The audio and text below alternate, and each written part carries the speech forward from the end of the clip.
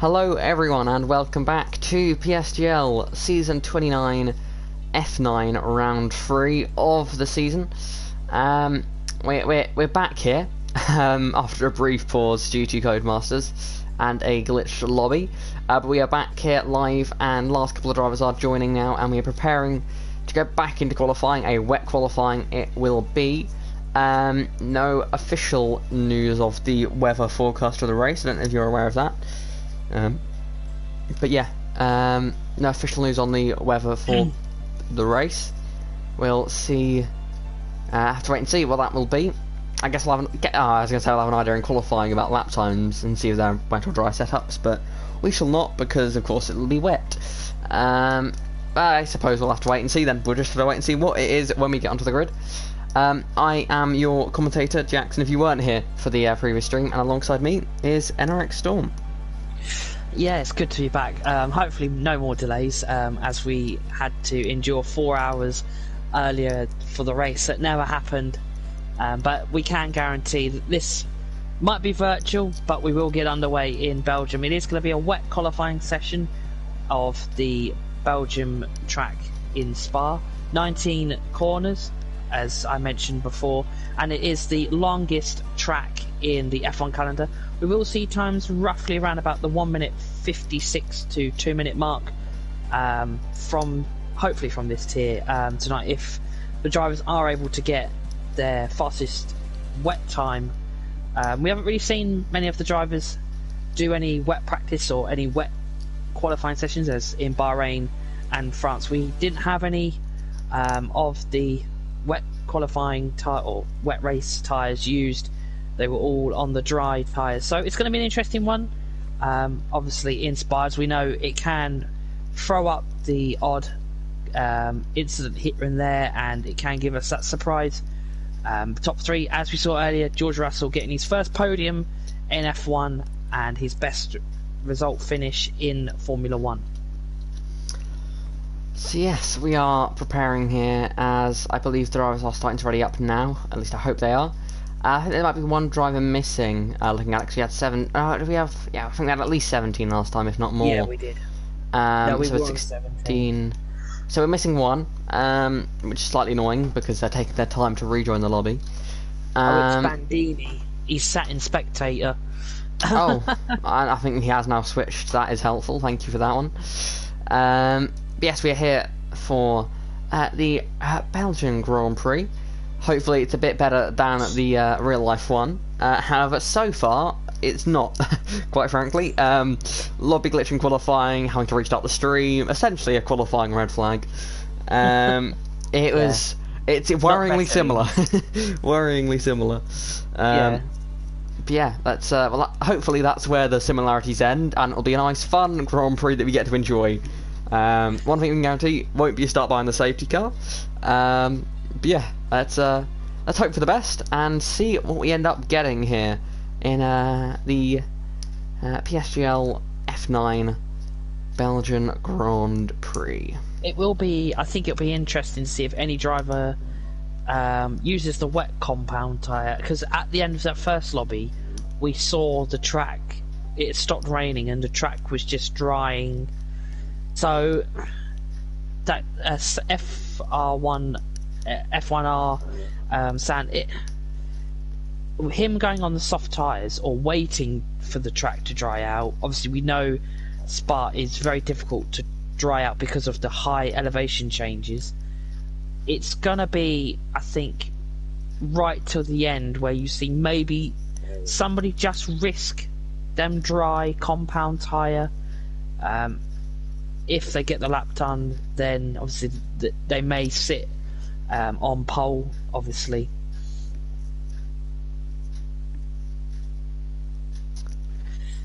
Just loading in now, as I believe it's been an issue for Timer Azim, which has caused them to have to leave the session. So it's already going wrong.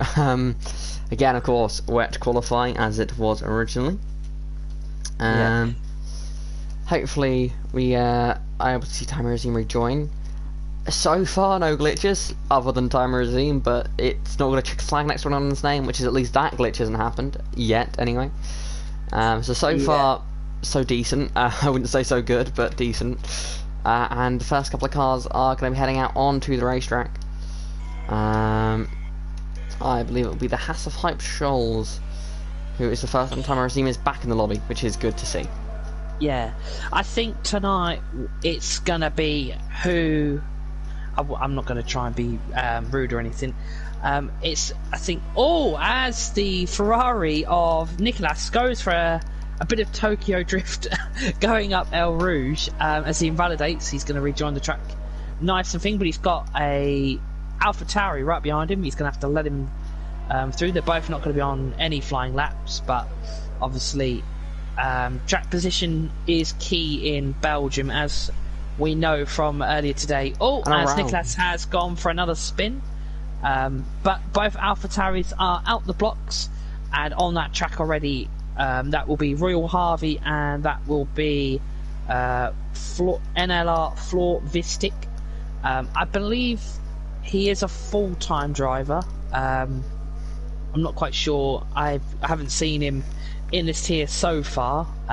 Sector 2 yellow flags already. That is Sector 2. I believe that is one of the AlphaTauris. It was Scholes, it was, who I believe... okay. I didn't catch the incident, but it may have been a spin coming out of Puon, or maybe just a wide moment, because he has lost a lot of ground to the AlphaTauri cars. Yeah, I think, back to what I was going to say, with Belgium, I think it separates it's the saying of, it separates the men from, the children, they say. I think we won't see the same winner from last week. I think we'll see somebody from the midfield will just look at it and think, it's Belgium, it's raining, I've got my chances. As time regime leaves again, that's a shame to see for the Aston Martin driver. Driver who started the season so strong with pole in round 1.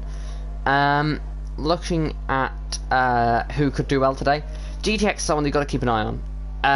Winning round 1, third in round 2. He's a guy that sort of, you could say, he's consistently been up the front all season, so perhaps he isn't the person you're looking at as you're looking in the midfield, but that's a spinner of the Haas. A Haas has gone around. It is Hype Shoals, I believe. No, it isn't. Who was that? Or am I seeing things? It's Jamie. No, it couldn't have been, because it was I'm seeing things, sorry. Oh no, it's a Mercedes. That would be... No, it isn't. It was at the final chicane. It was the final chicane, it was. I'm sure I saw a car go around. I'm going to go and look at that again, because I may be going blind, but I'm convinced I saw a car there. I'm annoyed, but it's first few laps on the track. It's going to be about, a bit like in real life, it's going to be when are you on the racetrack and when is the grip low. That's going to be the key part of this qualifying session, because, I mean, you'd assume grip is going to be variable throughout the session. I doubt it'll be consistent throughout. But I suppose we'll just have to wait and see. It was an Alfa Romeo at the final chicane, my mistake. White front end. Don't know which one. I know I do. It's the driver I was saying to look out for, GTX. Yes, look out for him. He was spun at the time. So that was commentator's cursed timing, I suppose. Yeah, there was a spinner. I'm not completely blind, just wrong car. Yeah, I think with GTX, obviously, he started in around the midfield, because remember in France, he did have that OP alternative strategy. He did start P11. He didn't win the race, but obviously because Karen, Rob and Bandini were just absolutely phenomenal in that race, and they took it right to the last lap. As our first time on the board is a 1:52.2, which is Floor Vistic. If I've pronounced that wrong, then do message and do tell us. But Felix 1 goes into P2, so he is on a 1:52.8. But Bandini then slots himself into P3 with a 1:52.9. So obviously these times are a little bit quicker than what it is in real life, obviously, because I believe some of the drivers in F1, well, no, they were all on Inters, I think. Yeah. Yesterday. Oh, that's a spinner at the top of the hill. It's Bandini going around. Radion, can he keep it out of the wall? I mean, he went in rearwards, but luckily he should have got away with that without any major issue. Going to have to be careful rejoining here, though, because there are cars coming by. Luckily, he's kept it off the road, and will stay out of everyone's way there. I think one of the big issues, the big sort of difference in terms of intermediate pace real life to game is, oh, that was very close then. I think that was one of the Red Bulls of Carlsbury was going for the tow from Bandini, but Bandini going very slowly. Carlsbury had to dive out of the way very late and nearly a collision. But one of the big differences sort of why intermediate times are so different on the game to real life is that the game just does not replicate the lack of grip they have in real life. There is still way too much grip in the wet conditions. At least by lap times it does appear that way. Because in game there's very much sort of... It seems to have one condition for intermediate conditions. And even there's no sort of variation in it. Because yes, some intermediate tyres will be this lap time before they perhaps go back to the dries. But it's the fact that in game it's still...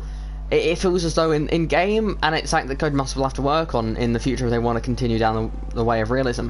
But at least from my perspective, when driving the wet on this game, it's less about having less grip, but more it just feels like they've taken some downforce off the car, like you're running lower wings or something, rather than the actual less grip. Like the slippy surface doesn't feel there compared to other games that are out there, which do have a bit more of a slightly more realistic wet weather system. Perhaps there's something that F1 can look into that for future games.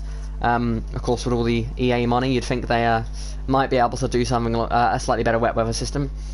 But I mean, I suppose it's a smaller thing compared to some of the bigger issues that are in the Formula 1 game at the moment. That especially the world of league racing and esports has seen in recent times.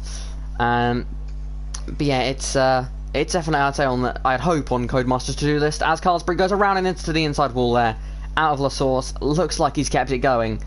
I mean, that front suspension, it's got away with one there, as it has had a bit of an incident with the inside wall. Yeah, he's now got El Rouge with no wing. This could be quite interesting. DRS is enabled. Sorry to interrupt. DRS has been enabled, and whoa, that was close. Bit too close there for Carlsbury. So, no wing, why the risk? Are these laps just to fill the track if there is a wet race? Or some rain in the race, the drivers may be just checking setups. Obviously now the drivers that have set laps, they are in Parc Fermé rules, so they can't change really that much of their setup. They are now locked in on the setups, as we are on board with Carlsbury in the Red Bull. Obviously he's currently in the situation that Perez found himself early this afternoon. But they did get that car fixed. Fantastic work by, yet again, the Red Bull team. Obviously, Carlsbury's car will be virtually repaired, so he'll be able to automatically get back in the race. I think I would like to see the game bring in the pit stop starts. I think that would be something interesting for leagues. But yeah, I think also notable, Bandini, the last two races, has not qualified in the top 10. He's currently in P4. As you can see, the track is already dried up 98% already. Pretty much as Carlsbury's coming through. I'm pretty sure I'm going to get it in a minute. As he's going to come up to... Oh, he's in the wall! He's just flipped the wall. As he is now going to come up to the bus stop chicane. If you get braking right here, I think you could probably overtake somebody. Yeah, it's an opportunity for sure. Yeah. Obviously, like I said, Belgium has one of the highest elevation changes out. As we know, the highest is a 1.2 meters, I believe. They have a variation of elevation changes of the track. So it's definitely something... It's one of them situations where it's high risk, high reward. If you can keep yourself out of the carnage, out of the crashes on lap one, you're in for a good result, unless something drastic happens, like going up El Rouge, or going up some or down wherever on the track. Quite a few drivers have now opted for the soft compound tyre, as that sun has come out very nice. What we like to see, and what we wish we had earlier on in the 4-hour race that never happened, as some might say. Quite notable track history in that you might be not aware of. Michael Schumacher's first race in Formula 1 was in 1991 with Jordan. He raced here, but he didn't even get one lap done as his clutch broke. So obviously his race ended early in his debut, but hopefully that won't happen tonight to any of the drivers, and we get most of the drivers finish, or we have all the drivers finish. That would be nice if we had no DNFs, because then the racing is kept competitive between all the drivers that are here. The 17 drivers, we are missing 3 drivers this evening. Unfortunately, I believe one driver couldn't get to race tonight due to the Belgium Grand Prix, the real life one, being on longer than it was planned. But we hope to see him back next week, and obviously the other 3 drivers we hope to see as well, the other 2 should I say, as I'm on board with, who is on that? We're right on board with Jamie. He's in the Haas. I believe this is actually his second race in the F9. He didn't race last week, I think. He's partnered up with Hyped in the Haas. Obviously everyone knows about the Haas livery in F1. He set a purple sector 2. I don't know if that's correct, as yellow flags in sector 2 as well. I think it's... He's got his... around. What there goes Hyped. He's had a few spins on this lap. He's on intermediate tyres, rushing back to the pit lane. You can guess how that in-lap has gone for him. He set out a lap or two too long on the intermediate tyres and is paying the price. I don't know, maybe it was a plan to give his teammate a bit more slipstream. A sideways car probably does give a bit more, does probably create a bigger slipstream than a one going forwards, but I don't think it was perhaps deliberate there. I have to interrupt you, unfortunately, with some bad news. That we all want a dry race. I've been reading the comments in the chat, and it looks like as of lap 2, roughly, we are going to be having a wet race from lap 2. So I wouldn't be surprised if we see a few drivers run the wet setup, as Jamie sets the fastest lap with a 1:41.0. This would be his first provisional pole in the F9 tier for Haas, and for himself in this tier for this season, in season 29. Nobody else has got close to him. Felix 1 at the moment is roughly around about 3/10 off in the Ferrari. He is reserving tonight in that Ferrari, so it's going to be an interesting one, as a lot of drivers are out on the track with 4 minutes and 30 seconds. I'm going to come to you, Jackson, for this one. Who do you think is now going to take the pole position now that rain has cleared up?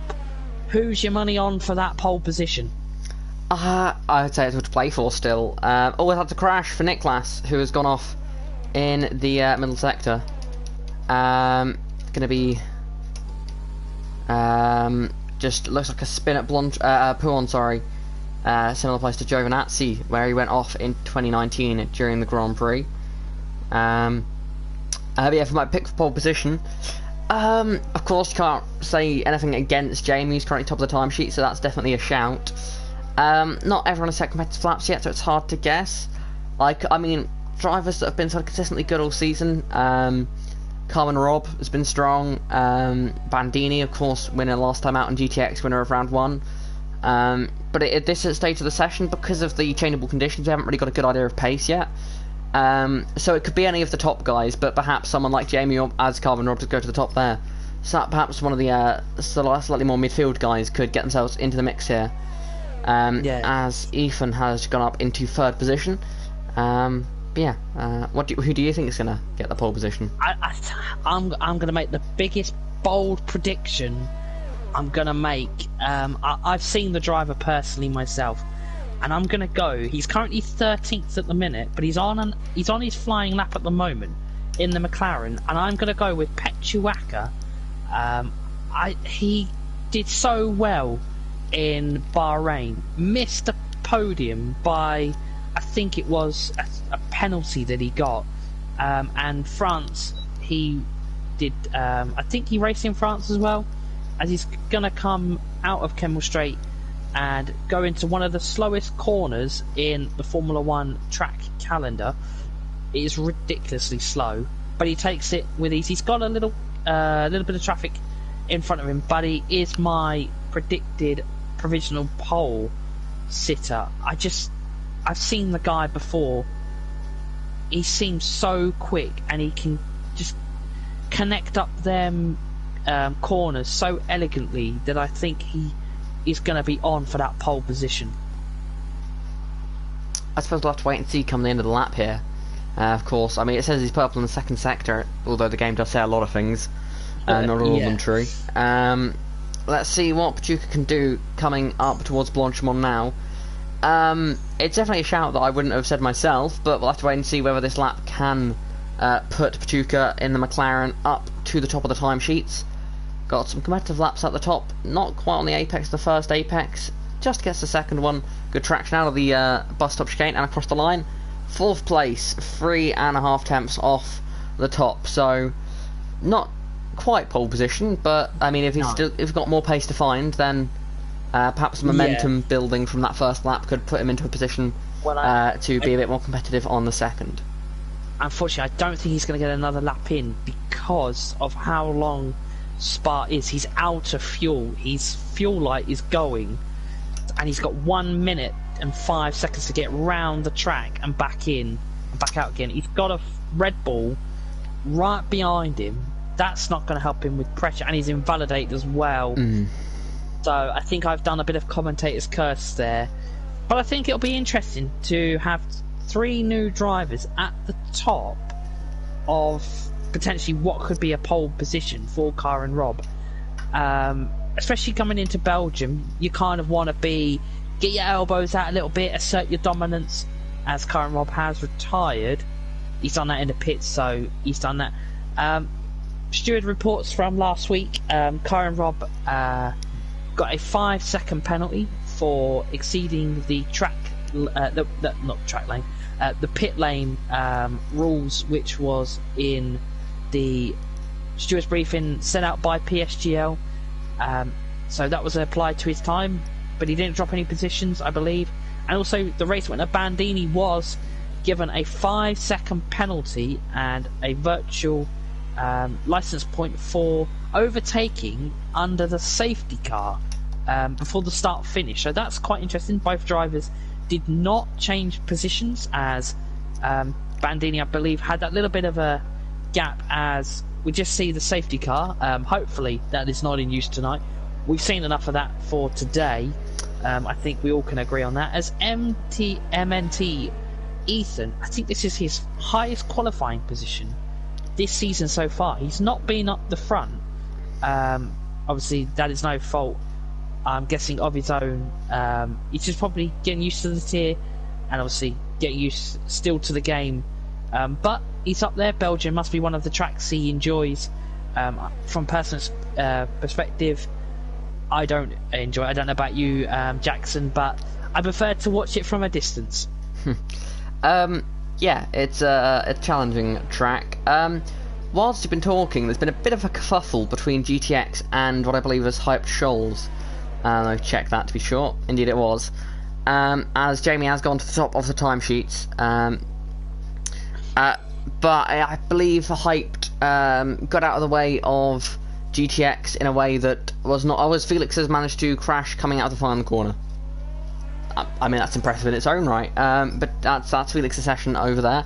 As now Bandini's been disqualified from the session for going the wrong way.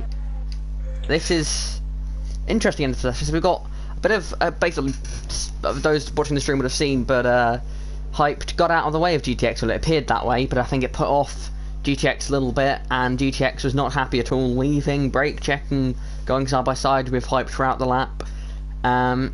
So perhaps there'll be a bit of a look into that one.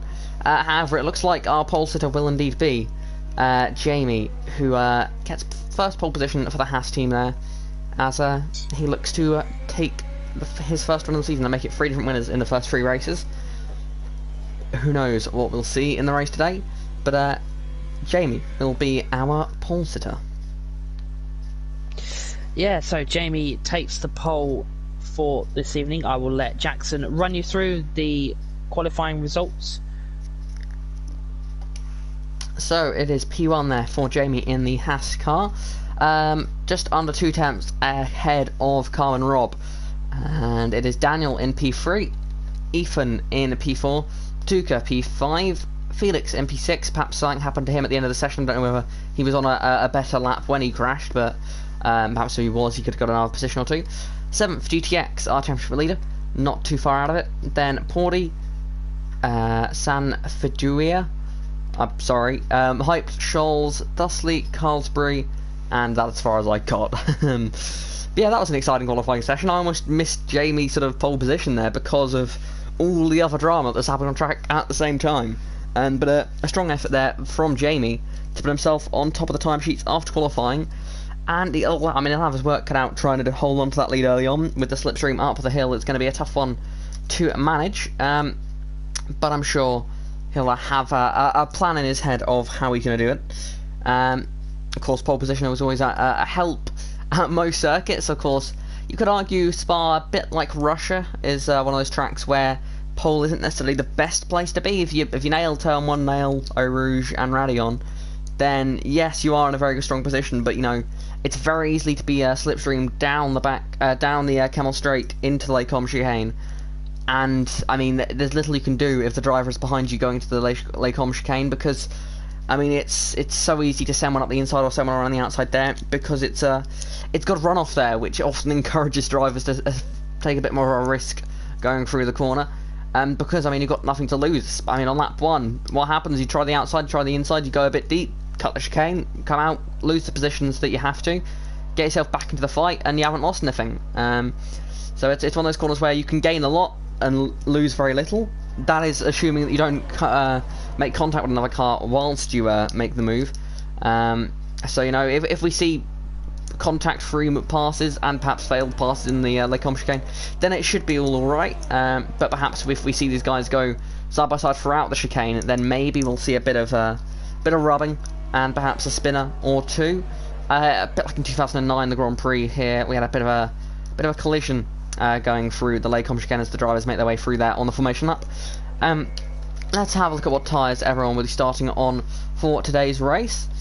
It is with softs pretty much all around, apart from Nicholas, who has opted for a medium compound tyre, so I'm assuming he's going for the alternative strategy. He's going to go mediums to, I mean, yes, you said rain was on its way, so you'd assume he's perhaps hoping the rain will take a bit longer to come than predicted. Yeah. So he's hoping mediums to intermediates and hoping the rain will take a bit longer to come. Royal Harvey on the hards. I mean, I'm guessing he's hoping the rain takes a very long time to come and that they've really got that wrong on the forecasting. I mean, I wouldn't say it's impossible that happens, because I mean, the rain can be very unpredictable in this game, even before approximate weather forecasting. It is always a bit all over the place. But for the most part, soft has been the tyre of choice for most of the field, as they believe the rain will be coming early enough for that to be the way to go. But I don't blame the guys that have gone with something different, because when you're in that position in the order, especially if the rain does come early, I mean, you're going to lose a few seconds on those tyres compared to the amount of time that you could potentially gain if the rain does take longer to come. So we'll have to wait and see how that plays out, but it's time for the race start, and for that I'll hand you back over to my co-commentator, Enric Storm. Yeah, that is correct. We are now going to be getting underway in a few short moments for the race start in PSGL F9 for Season 29 in the PS4 F9 Tier 4 Round 3. It is Jamie, your pole sitter, with Karen Rob in P2 and Daniel in P3, who is going to get into turn 1. It's all going to go down in roughly around about 2 to 3 seconds. We'll just wait for the 5 red lights to come up on the screen.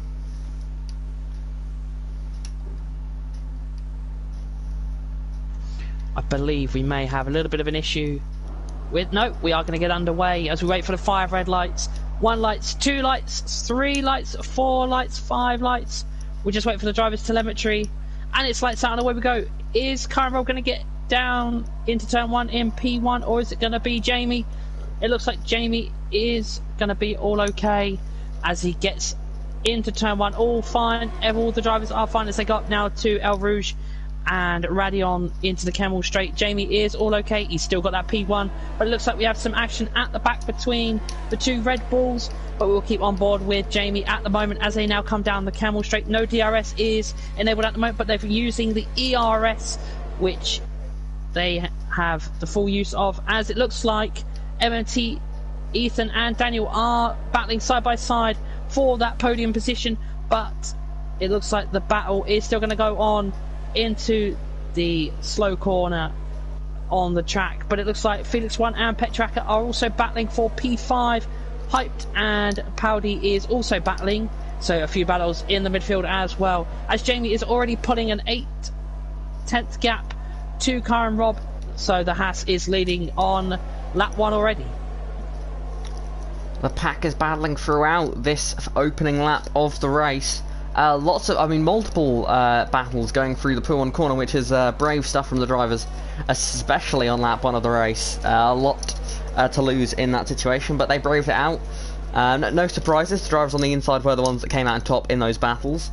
But as you said, Jamie does hold on to the lead as we go through lap 1 now, through Blanchimont for the first time in this race. Got a few closer battles further down the order, but Jamie is pulling way out front and is doing a fine job at this stage of the race. As lots of battles, they make their way into the chicane here. Daniel low the back of Ethan at the moment. Can he make the move? As we got yellow flags further down the order, as we do have a timing glitch, I believe, and it is Bandini around at the front chicane. Your winner last time out has gone around going into the bus stop chicane. That is bad news for Bandini, who is going to lose quite a lot of points here unless there is a safety car. But either way, this is a bad start to the race for FVR Bandini. Yeah, not a good race so far for Bandini. Obviously your race winner last week in France. Yeah, it's quite interesting as the blue flags are being shown. Obviously that is a game glitch error, because obviously the leaderboard is a little bit, yeah, gone rogue. As it's showing to me, Ethan is now 1 lap down, which is incorrect information, so ladies and gentlemen, do ignore the leaderboard at the moment. It is incorrect. We'll just wait for it to reshuffle itself and the blue flags to disappear. But as we can tell at the moment, Jamie is your race leader at the moment in the Haas. He is driving with car number 2 for the season. He's had an okay season, but he is looking to get himself into the mix of that title fight and potentially put his mark on this tier and get a race win. He's obviously on the soft compound tyre, one of the 3 options offered by Pirelli, which is the soft, medium and the hard compound tyre, which is the C2, the C3 and the C4 tyre. We may see the intermediates or the wets this evening. Rain is inbound, we believe, from any lap now, as it is going to be incoming as Jamie sets the fastest lap, which will get the official fastest lap point so far, which is 1 extra point added to his points tally at the end of the race. We have, oh no, that will now go to Bandini if he gets himself into the top 10. Interesting choice, I think, from Royal Harvey to go for the hards. They are the slowest of the 3 compounds. Oh, crash up by Rouge at the top of Radion. Multiple cars are off the road. Lots of cars in the wall at the top of Radion here. Patuka's out. Porty is out. Safety, a virtual safety car is deployed. I will not be surprised if that gets upgraded to a full safety car. But that is multiple cars there battling up the hill, and it's all gone wrong at the top of Radion. And that is Patuka and Porty out, but they were not the only cars off the road there. I believe Hyped went off, and perhaps another car or 2. Very surprised that wasn't upgraded to a full safety car with 2 cars out of the race there. But a big crash at the top of Radion there. It was almost like there was something on the track there as they went spinning. But it looked like hard racing from the most of them. But drama early on here. And, Spa can bite, and it certainly has now, as multiple drivers with damage or out of this race. which is lap 3, a very early stage of the race to be out of it. So it's bad luck there for those of them who have suffered in this early incident. I just have to state the fact that the drivers have now completed more laps than the actual F1 race this afternoon. Obviously no fault of the actual F1 drivers. Hopefully they can get back racing next week, as the VSC has gone, but we are back under racing. DRS has been enabled. Obviously that won't apply to Jamie at the moment because he is our race leader in the Haas. You can't miss the car, it is completely white. As Colesbury's gone, sector 3, that is the yellow flag. Is that going to be a safety car? That is coming up into Belgium on. Oh, I think I've said that wrong. You did. Yeah, names ain't my favourite, isn't my thing. Sector 3, that is still yellow flag, so hopefully that does clear. I think it was too soon after the virtual safety car to bring out an incident. I believe there's an incident between Royal Harvey and Carlsbury. Royal Harvey has lost his wing, I believe, and Carlsbury, of course, out of it. But yeah, I think looking at the incident, if it wasn't for the fact that we had just come off a virtual safety car, then maybe that would have been a safety car. But for now we stay green as they continue to battle throughout the field. There's more battling here as GTX and Floor Vistic a battle, which has now let Dustley get into the fight. Dustley getting ahead of Floor as they dive back down the hill now. Heading towards Pouon. Smart to stay in line at this part of the racetrack. I just have to make one quite noticeable. Jamie is going quite off the track. I believe it's No Name he's going through, where you can go wide. I think where Giovinazzi spun off a few years ago. Oh, that's Pouon. Oh, is it? Oh, there we go. I'm still getting it incorrect. Yeah, no, he's going quite wide, like he's going to understeer the car.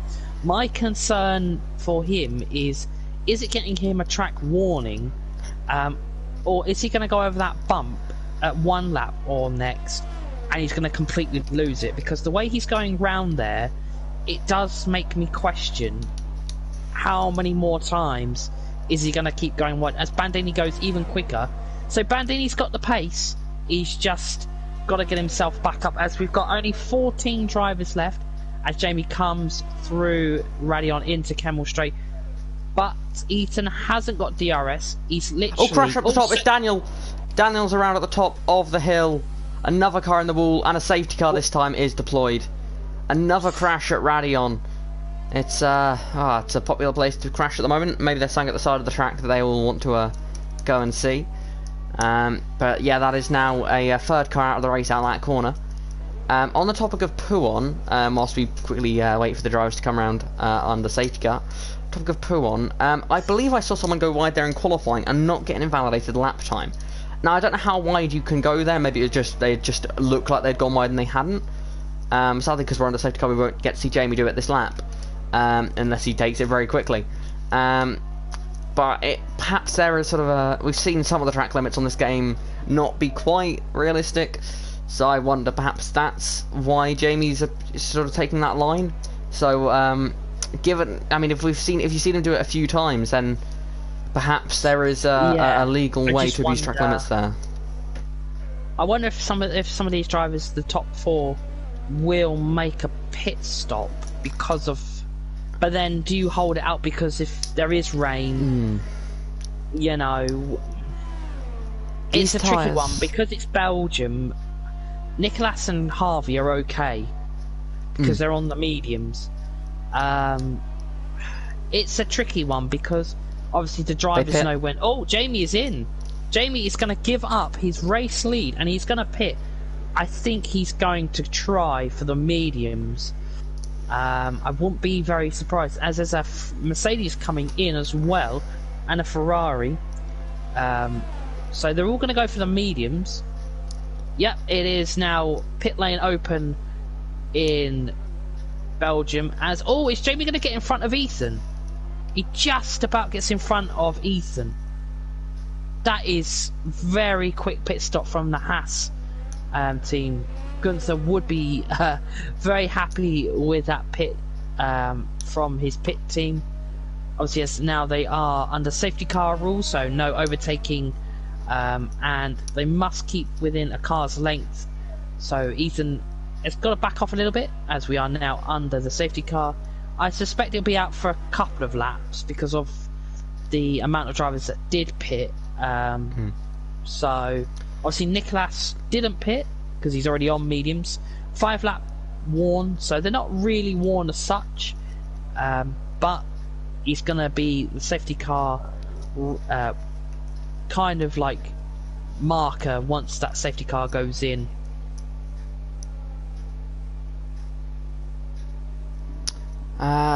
Nicolas staying out on those mediums, 5-lap hold.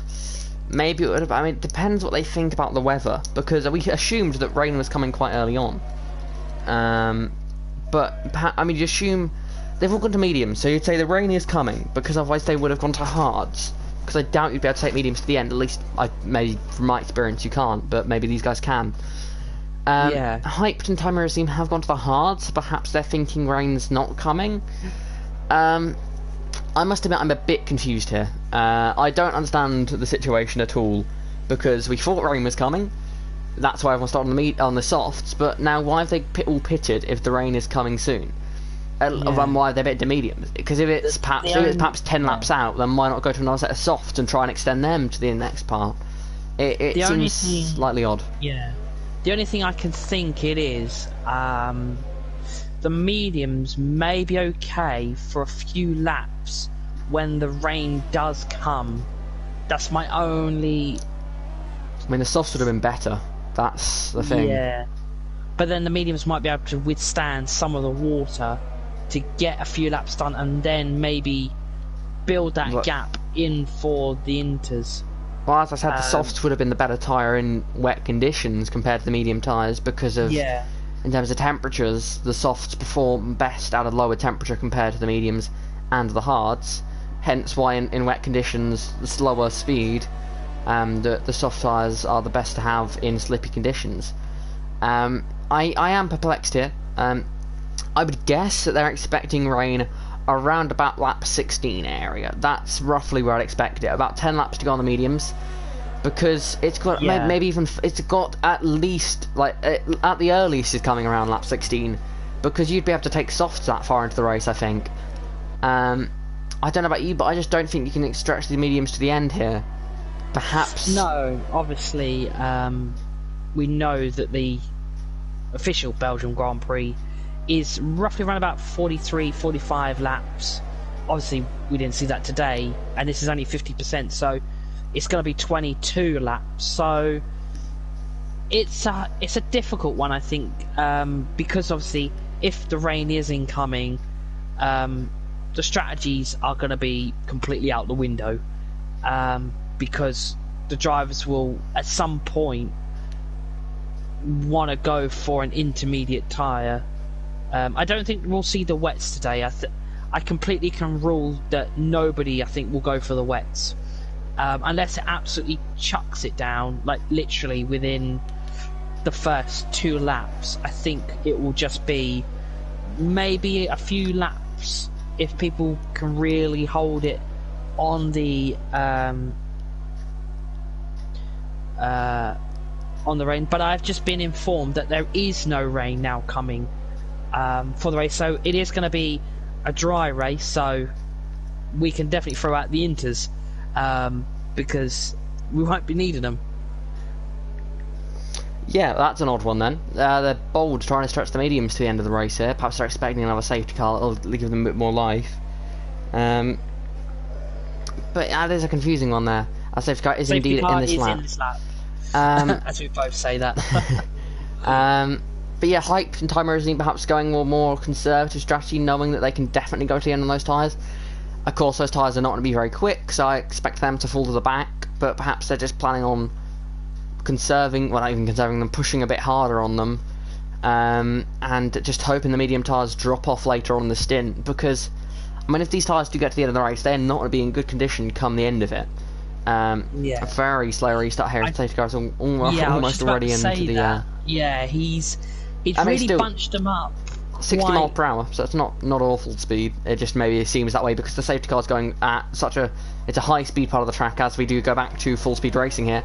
But because of the corners there being very high speed, the safety car's perhaps getting away more than it would in a tighter section. I have to I think Nicholas has gone very, very early. He's not allowed to go, I believe, until the safety car start-finish, and he's gone literally... That isn't a rule. You can go. The leader can go when they want, right. as long as they don't overtake the safety car before it gets into the pits. It's okay. Just want to make a double check. He's just. I think it's something that's ever since Bottas did the Mugello restart. It's something that's become more and more popular in league racing for people to wait until the final thing, which is, I mean, I suppose a lack of sensible thinking, really, because. That's a strategy that works on tracks where you have a long start-finish straight, where where you don't have much of a chance to break the slipstream. So at tracks like Mugello, where of course Bottas did that, that was a good idea. But at a track like Belgium, you want to go as early as you can because the dirty air through that chicane will ruin the driver behind you. So you can really pull away. Yeah. I have to say, Nicholas has gained 1.1 well now roughly around about 1 second on Jamie already within half a lap of that safety car restart. So he's on 6 lap older mediums and he's already pulled that second, as he has a little bit of understeer. Yeah, I've got a feeling that lead's going to come down quite quickly though as you go through the laps. He had that sort of great launch from the restart, but it's almost like he suddenly remembered how old his tyres were, and now he's going to have to sort of crash back to reality. Hopefully not literally crash back to reality, but going to sort of realise that these tyres are nowhere near as good as those behind him. And of course it's going to be building up confidence. I mean, Nicholas has been on these tyres for a long time. He knows what he can do on these tyres. He knows where he can brake, where he can bet, how hard he can get the power on. Jamie, Eve and Felix, the guys behind, got much less experience. They've just come from soft tyres. They didn't know what to expect when they came to the medium tyres. Of course, you've got the basic understanding of what you can do. And of course they haven't lost that much time and they're already on the back of him. But it sort of maybe took that lap to fully get confident with the tyres here. This could be Nicholas's lead going though, as they make their way down the Kemmel Straight. Jamie in the slipstream, using all the arrows he has, going to go to the outside, is he? Yes he is, going into the Lacombe chicane. He's barely alongside. Brave one if he pulls out off, and he doesn't. He backs out of it, going into the Lacombe chicane, following Nicholas through. Now diving back down the hill now. Can Jamie get a run on Nicholas for the lead of this race? Not able to yet. This is where the dirty air is going to really hurt Jamie as they make their way again down the hill. Such a steep decline here. Now heading towards Pool 1 corner. Now this is where in theory the tyres would be really on the limit and the fresher tyres should feel much better. But equally it's a corner where you really need that downforce, and if you've got a car in front of you, you're not going to have it. But Jamie is holding right onto the back of Nicholas here. Jamie knows that he needs to make this move because he's got Ethan right behind him. But equally so he can't risk it and risk a move that perhaps doesn't pay off, in which case he may lose a wing or perhaps get spun around. So he's got to wait for an opportunity where he can make the move without risk, but at the same time not let Ethan through behind him. So let's see, will he go for the move as they come up towards Blanchimont corner now. Easy flat on these modern F1 cars. Through the corner they go. Now will Jamie go for the move into the bus stop chicane, or will he wait? He will not wait, or will he? He does wait. He backs out of it there. Nearly going to get run into there by the drivers behind, as they were, I suppose, expecting, like I was, the move going into there. He didn't go for it into the bus stop, so I'd be surprised if he goes for it into turn 1, but he's going to be forced into it here by Ethan, who's right on the back of him. But you don't want to go for a move into turn 1 because they'll just get the run on you up the hill, and there, Nicholas goes wide. And he's going to drop down the order, and it's Ethan to the lead of the race as we've got a spinner in the background. It's Felix. But they're now wheel to wheel coming up Rouge and Radion. This has gone badly before, and it does again. Jamie's around. Jamie has and gone. He's kept it. I mean, he's in the pool, but he should keep that car out of damage there. And your pole to Jamie is well out of the fight for the lead, as Ethan has the lead of this race. We knew that going battle. We've seen so many times in this race so far that just because you've backed out of a move going up the hill, or even if the driver you've been battling with has backed out of the move up the hill, it's so close to the edge of grip that just that slight push too hard, that slight bit offline, and the car just goes around on you. And that is, it's got to be about 5 or 6 cars you've seen go around up the hill so far today. And I worry that I may not be the last car we see go around up the hill today. as Ethan now has the lead of the race, and this is a great opportunity here as Niklas is going to be hauling up the pack behind as he's battling with Floor as Floor goes around now. And Floor, is he going to keep it out the wall? No, it's into the barriers. Will that be damage? No visible damage there, however, that may have caused a bit of minor damage. And damage in this game hurts so much more than any previous one. Oh no, that's a hat around, that's Jamie around again. It's all going wrong here with the pole sitter. And now he's down into 12th position. It's going wrong for the driver that did get to the pole as it's battling here. Heading to Blanchemont corner. Royal Harvey has got past Dustley here as there's a battle for second place. And that is Colin Robb now who's got himself into the second position. He's got to try and hunt down your race leader Emmett Ethan. But it's Colin Robb now into the second position.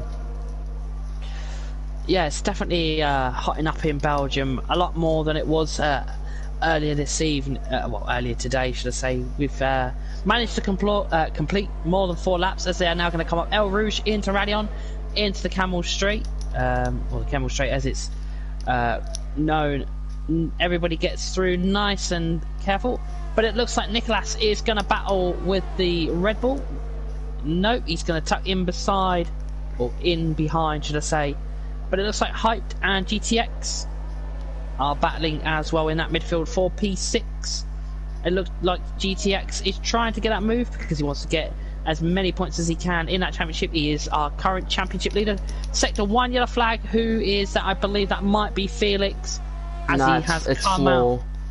It's Floor who is on the racetrack. Felix is in the pit lane. Floor, I believe, has gone around coming out of La Source there. So it's a shame for him. Yeah, as Nicolas and Bandini are going to battle.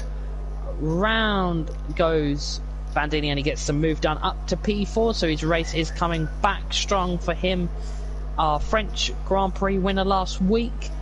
It's going to be an interesting one, I think, with these last 11 laps, I believe, left, as Bandini is using the ERS.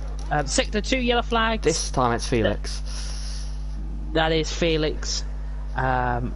He is not having a great race this evening, in P13, out of the points.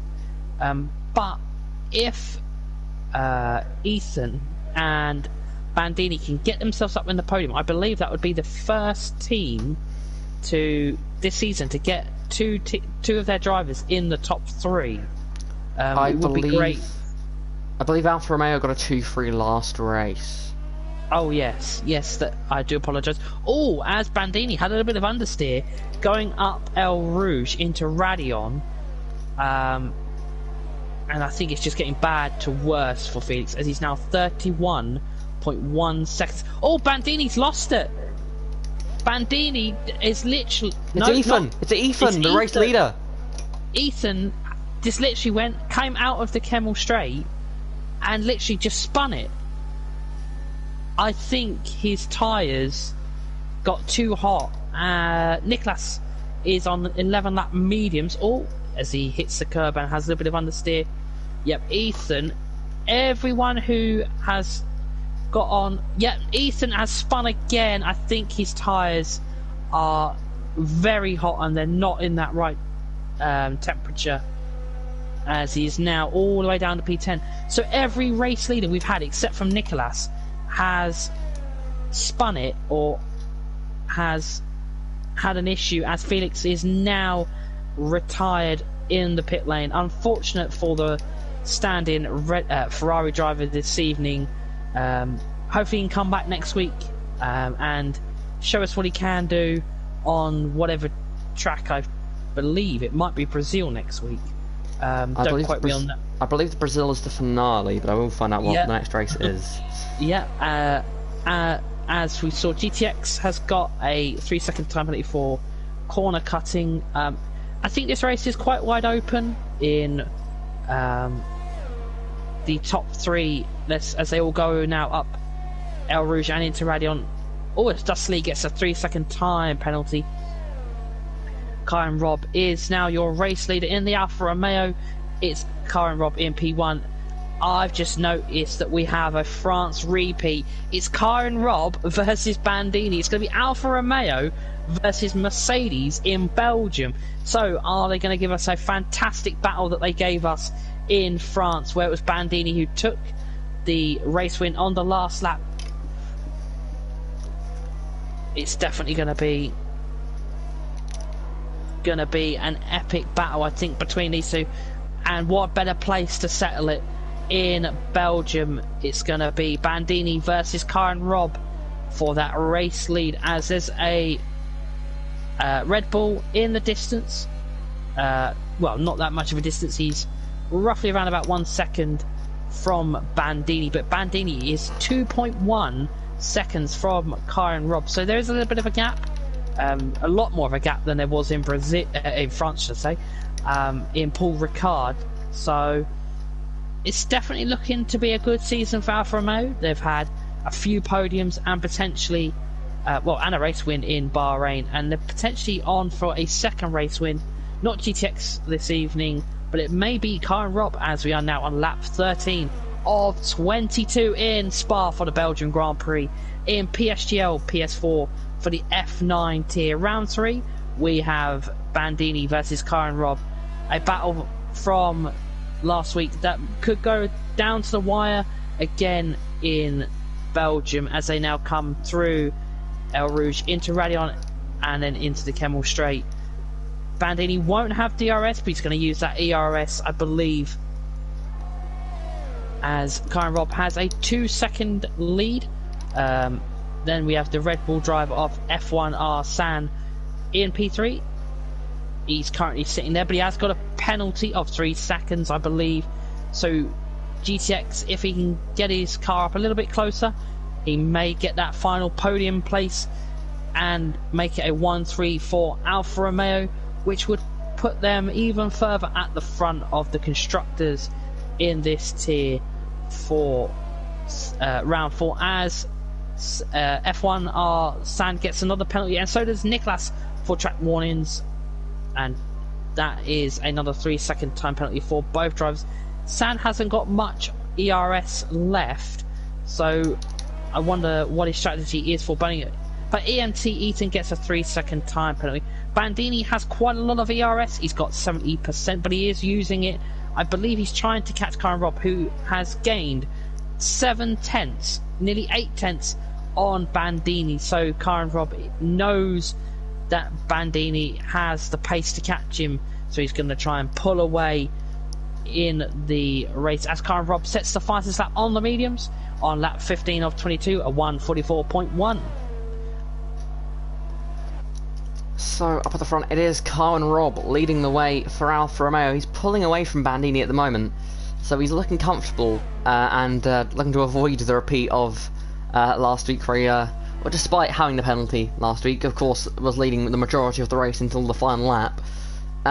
Yeah, Karen Robb here looking to right the wrong of last week and to get the win that he was so close to at Paul Ricard. GTX currently in a position to take on a P3, of course, on the penalties there. If GTX can manage that again, that'd be a very strong result for the Alfa Romeo driver. There's another battle going on here between Hype. Oh, contact into the wall, surely, no, just about avoiding it. Royal Harvey goes around through the Lacombe chicane after a contact there with Hype Scholes.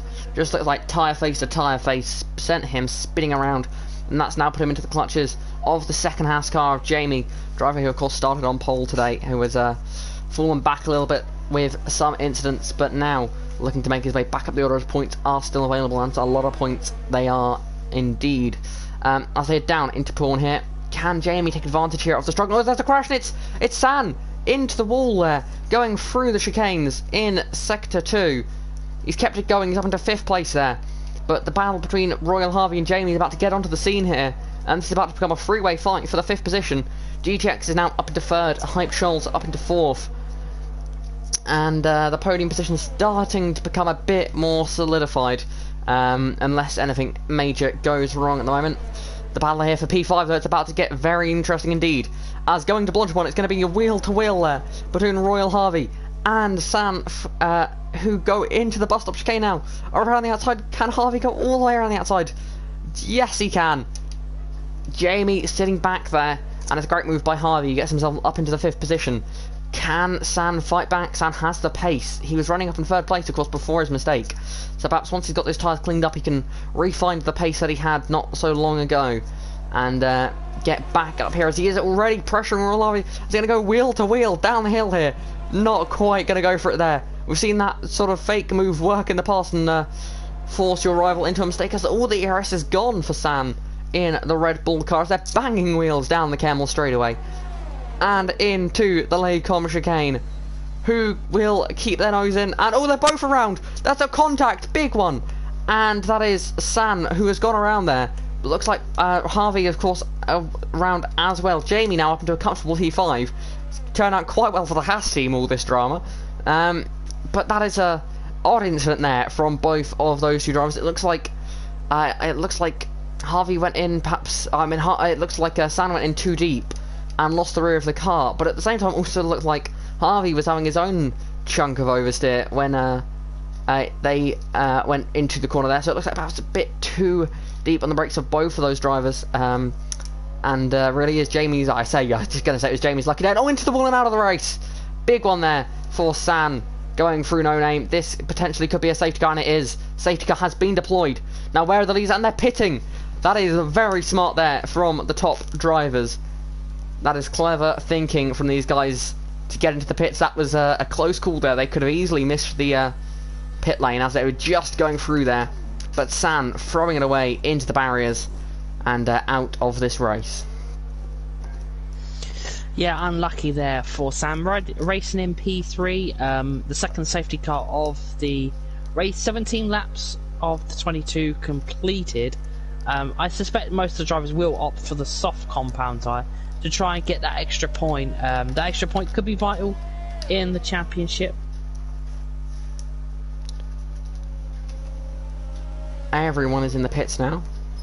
Penalty going to become a bit more important now, so the leaders top two do keep away from a penalty, then they should have this first and second position in the bag here.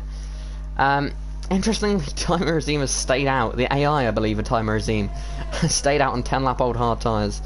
I mean, the AI hasn't got a penalty, so if this safety car takes a couple laps, it could well get a good amount. I mean, only one driver today is not going to, well, of those finishing the race, is not going to walk away with points. So you'd argue it probably is going to be Timer Azim with those 10-lap-old hard tyres and it being an AI. But without a penalty, because of course AI don't get penalties, then perhaps, just maybe, he could walk away with a point or two. Yeah, as we are still under the safety car, quite a few pens will be in play at the end of the race. So it's quite interesting.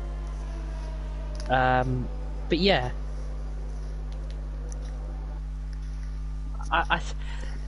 it's gonna be who between Royal Harvey and I think Dustley who wants that final points position.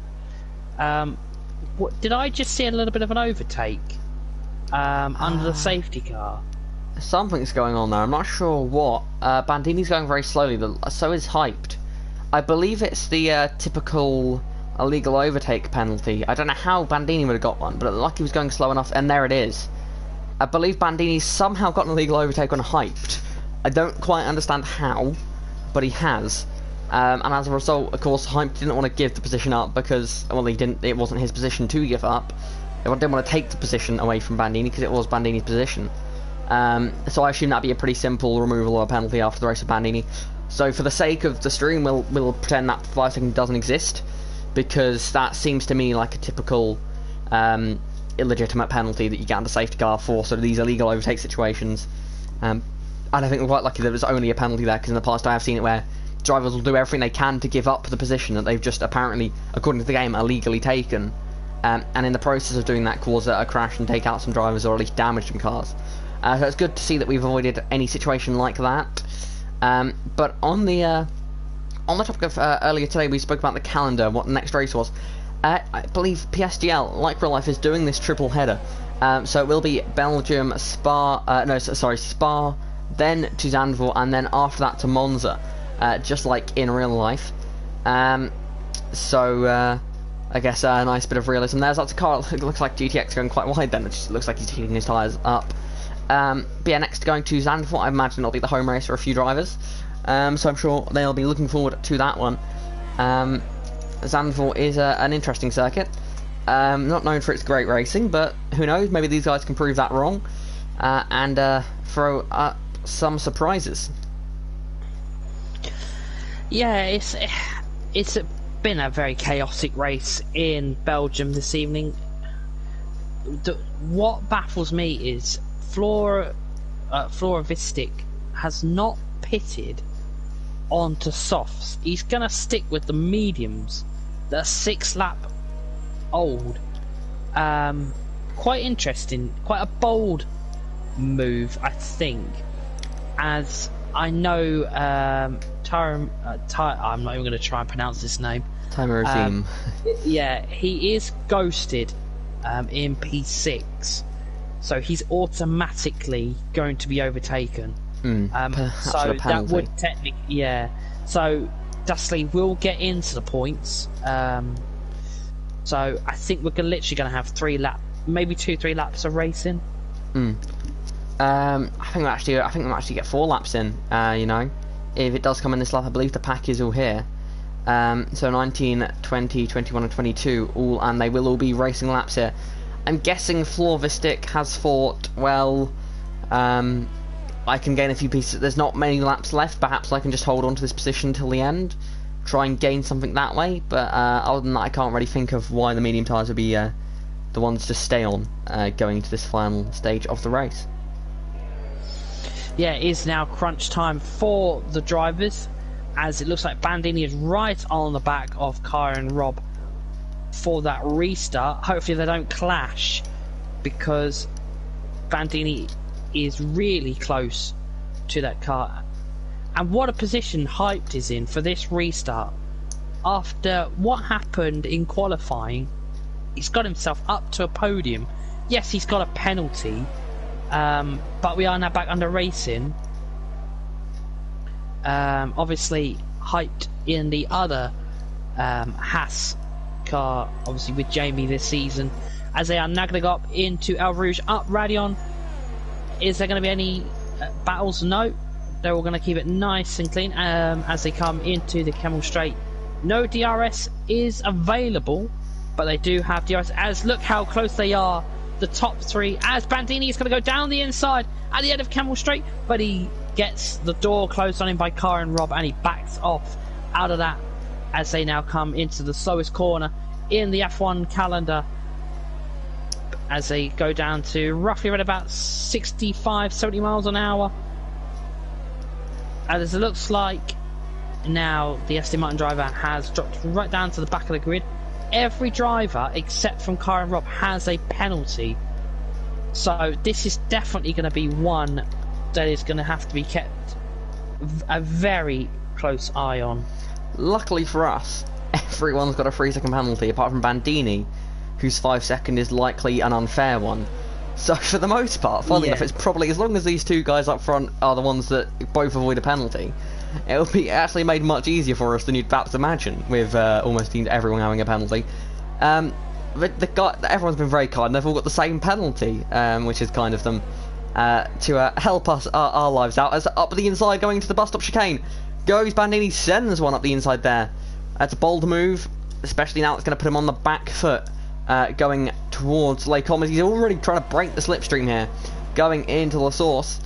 Interesting thing here is that that's a real comparison there between Colin Robb's safety car restart and the safety car restart of Niklas earlier in the race. And that's a real sort of, that highlights just how good Niklas's restart was earlier on in the Grand Prix, and just shows how much important it is to know when to go. But Colin Robb under big pressure here from a Hyped Scholz. As look at the weaving down the straight here. Bandini wants to keep hold of the lead, but he's risking perhaps even a penalty here if he keeps that weaving up. To the inside, oh, that's going to be a tight one. Going through the Lake Commerce chicane. And it is Colin Robb that stays on top there in the battle for second. Yeah, it's now going to be, I think, who wants it more. We are going to see the elbows come out. 2 laps left. Is it going to be Bandini? Obviously, he has got that penalty in play as well. Rob hasn't got, Car and Rob hasn't got any penalties. He's the only driver not to get a penalty. So at the moment, if he keeps his nose clean, no penalties, he is on for his first race win. Sorry to interrupt, but Bandini's penalty is an unfair one. I'm 99% sure that will be removed at the end of the race. So it's definitely to all play for still then. Yeah. Hyped can potentially keep P3. Obviously, it depends really now on penalties. Who can create the gap? Who can, it's like that domino effect. When one finishes the line, it's now going to be then the next one, then the next. As you see with Vistic, he has fallen to P9 because he went on. No, he's gone up to P8. As DRS is now enabled by the race control, so the Kemmel Straight becomes the fastest piece on the track, as they are now going to battle it. But it looks like Hyped is going to go for the move, but Kyrov is really trying to break that toe, as they are now on lap 21 of 22. And I will take you round for the last lap with Jackson. Yeah, it's Bandini's playing a risky game. Sending it on the brakes there is Cohen Rob. That is a risky game that Bandini's playing. Down the Kemmel Straight, he's got a spinner in the background. Is that Ethan that's gone around? It is. Ethan's gone around again. It's a shame for the Mercedes driver. He's been so quick all day long, but just hasn't had luck on his side here today. And has a little spin down at the corner before No Name. But it is Bandini out in front. He really is playing a risky game by breaking the toe as much as he is down the Kemmel Straight. Because if he does that anymore, I see that becoming a penalty for him, which of course would demote him down out of the lead. Because the letter of the law is that you can move. You have one move, one away from the racing line, and one back onto the racing line. Now, twice now, I'm fairly sure I've seen him do that twice. So away on, which of course it isn't much more, but given how close this racing is, it is making all the difference. So, I mean, perhaps if he doesn't do it this lap and it's all clean there for good battle into Lake Combe chicane, I imagine Colin Robb won't have too much of an issue with it, because at the end of the day, if he still gets that chance on this final lap, then that's arguably the chance he would have had in the other two laps. This is interesting tactics here. They don't want the DRS. They're going to end up going wheel to wheel here. This could mix things up, as neither of them want to have the DRS going down the hill. It's going to be free wide, heading towards Eau Rouge, and that's Hyped Scholes that's going to come out on top here. Could we see some drama? And Hyped sliding up the hill. He's going to lose a lot of time there. GTX has come out of nowhere, gets up into second position here, as this is the final lap of the race. GTX in the slipstream here of FVR Bandini. He's let me that way into the Lake Combe chicane. To the outside goes GTX. He's not going to be able to pull that one off. Carwin Robb is around. Carwin Robb, the only other driver in this race without a penalty, is around at the Lake Combe chicane. That's all gone wrong there for the Alfa Romeo driver. The driver that had this top two in the bag, and he spins it again. And that's another incident. Who is that now? Oh, it's a crash. It's GTX. GTX has got around now. Both Alfa Romeos are throwing it away on the final lap of this race. And that's a penalty for FVR Bandini. Now, that is a legitimate penalty there, I imagine, because that is now 8 seconds he's got, which means there's a 3 second of that, which is a multiple warnings penalty. So that is a legitimate penalty there for Bandini. That means that Nicolas, if he can get there, could win this race. But he's going to have to get to the rear and overtake Bandini for the lead of this race.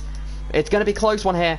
He's outside of a second. Surely that's too far back here. Can Bandini get 2 race wins in a row? It's not going to say that after the on the official results here in game, but I believe that could well be the case here, as Hyped Scholes is all over the back of Nicolas for second place here. As they make their way into the bus stop chicane, Nicolas going to cover the inside. Oh no, he isn't. Up the inside goes Scholes, sending it in. That's going to push Nicolas off the road. Nicolas has to cut the corner. He's going to get a penalty for that, but that may well be removed there. And across the line they go. Now Hyped will be scored as the race winner, but I don't think he will get that. I believe that win will go to FVR Bandini, ahead of Nicolas and Scholes in 3rd place. 4th place will go to Dustley with a strong drive for the Williams team.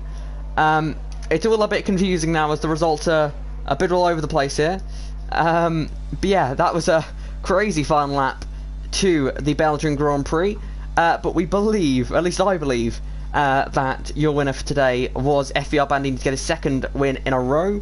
But with the amount of penalties that happened there, and with all the action that happened, I believe this race result could well be decided by the stewards room.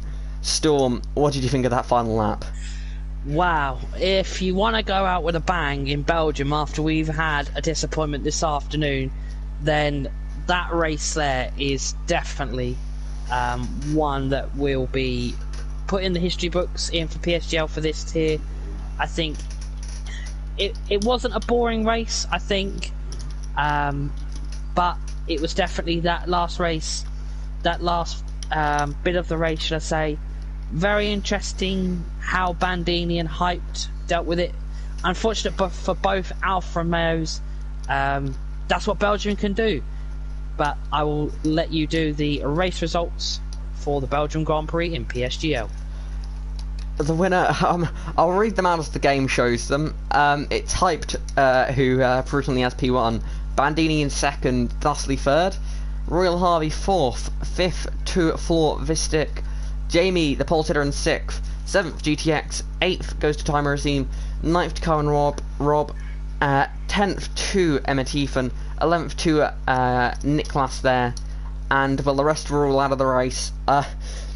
Honestly, I don't know what to say after that one. I couldn't tell you who won that race. I can guess who won that race. I would guess that it was Bandini, with that 5-second being removed.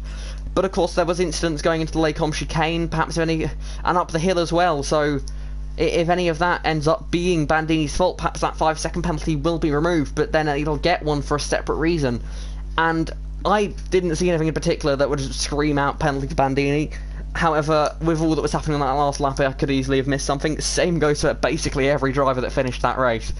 I mean, the fact that an AI on 10-lap-old hard tyres ended up getting, I think, 8th place provisionally, that tells you all you need to know about those, the final 4 laps of that race. It was a absolute explosion of drama come at the end of that race, and a pleasure to have been here to view it live. Hopefully that was as good and enjoyable to watch for you guys as it was for us in the commentary box. But Storm, that was a crazy race throughout. I mean, how do you sum that one up? Well, it lasted more than 4 laps. That's wow. I think obviously tonight will always be remembered, not just obviously for the great racing, but I think it'll be overshadowed by what happened earlier on in the real life Belgian Grand Prix. People will potentially compare the two, that the real life one unfortunately didn't get underway. It only completed 2 laps, but we managed to complete 22 laps, which gave us a fantastic end to the race, and we finally managed to get possibly a new race winner this week if Bandini doesn't get his penalties removed, or Bandini may be our first 2-time winner in PSGL for the F9 tier on the PS4 platform, but it is one for the F9 tier in the record books and the history books that will go down. Potentially maybe one for the season. It may be early to call. We've still got quite a few races left in the tier at the moment on that calendar that is going to provide some fantastic races as we head into round 4 next week. Well, that is it now for us at PSGL F9 here on PlayStation. Thank you everyone for watching it, and it's a goodbye from us, and we'll see you next week. Goodbye. Good night.